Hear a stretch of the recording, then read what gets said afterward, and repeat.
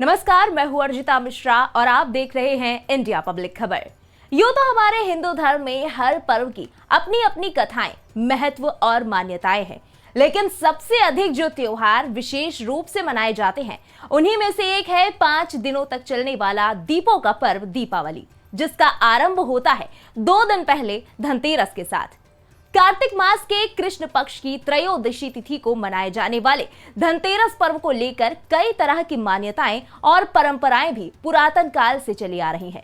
क्योंकि एक तरफ जहां इसी दिन भगवान धन्वंतरि की जयंती मनाई जाती है, तो वहीं इस दिन भगवान यमराज को समर्पित यम दीपक जलाकर उनकी पूजा का भी विशेष विधान है।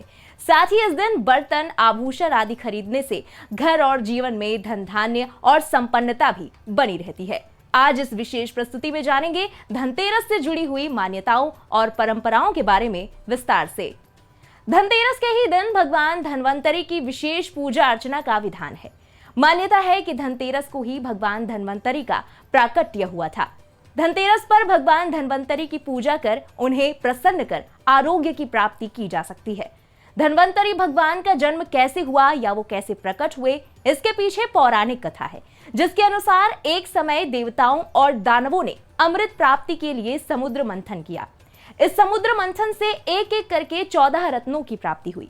इसी समुद्र मंथन के दौरान माता लक्ष्मी जी भी प्रकट हुई थी। इन 14 रत्नों के बाद सबसे अंत में समुद्र से भगवान धन्वंतरि देव प्रकट हुए।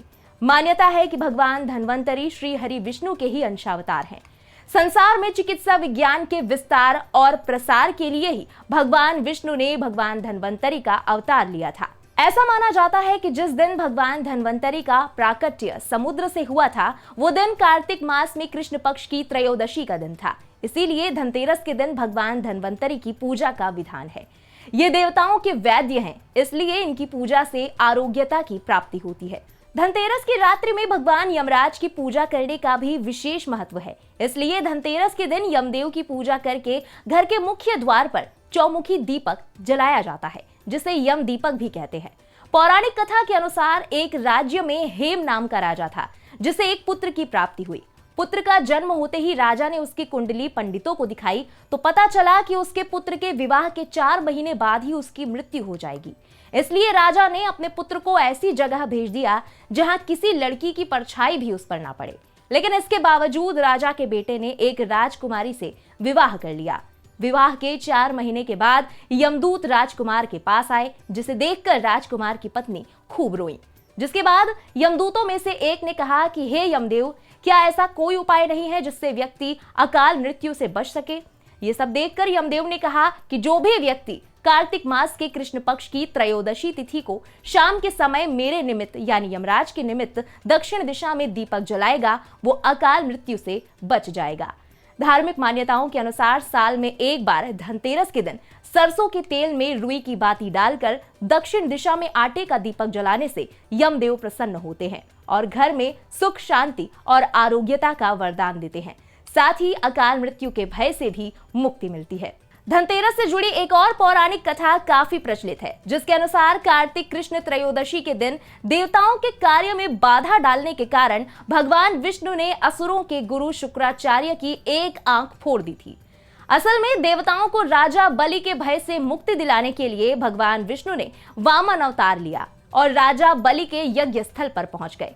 शुक्राचार्य ने वामन रूप में भगवान विष्णु को पहचान लिया और राजा बलि से आग्रह किया कि वामन कुछ भी मांगे उन्हें इनकार कर देना। वामन साक्षात भगवान विष्णु हैं, जो देवताओं की सहायता के लिए तुमसे सब कुछ छीनने आए हैं। हालांकि राजा बलि ने शुक्राचार्य की बात नहीं मानी। वामन भगवान द्वारा मांगी गई 3 पग भूमि दान करने के लिए कमंडल से जल लेकर महाराज बलि संकल्प लेने लगे।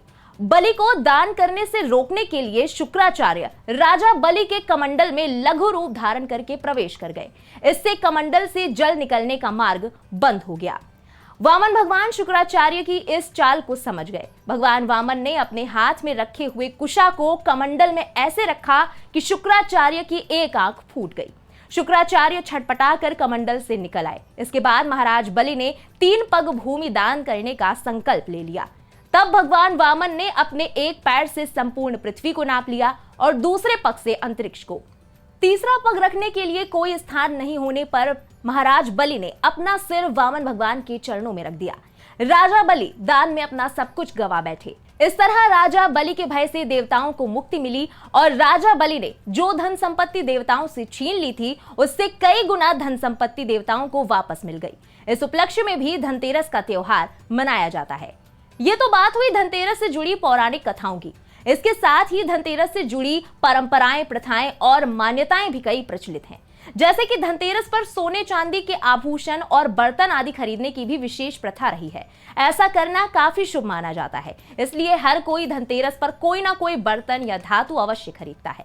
इसके पीछे भी एक कथा और मान्यता है कि भगवान धन्वंतरि के प्राकट्य के समय उनके हाथों में अमृत से भरा हुआ कलश था। इसी वजह से धनतेरस के दिन बर्तन खरीदने की परंपरा है। इसी के साथ माना जाता है कि जो कलश भगवान धन्वंतरि के हाथ में था वो पीतल की धातु का था।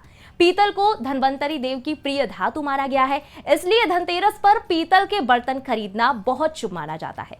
इसके अलावा धनतेरस के दिन विशेष रूप से घर के मुख्य द्वार पर बंधनवार या तोरण लगाया जाता है। ये तोरण अशोक के पत्तों का होता है और इसे काफी शुभ माना जाता है।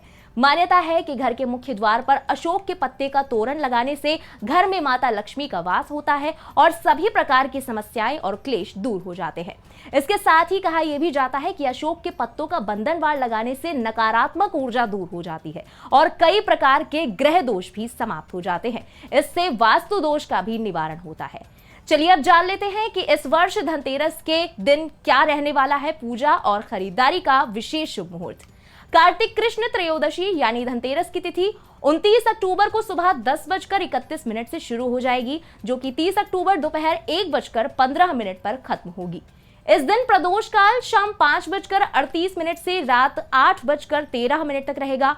धनतेरस के लिए 29 अक्टूबर को गोधूली काल शाम 6:31 से रात 8:31 तक रहेगा।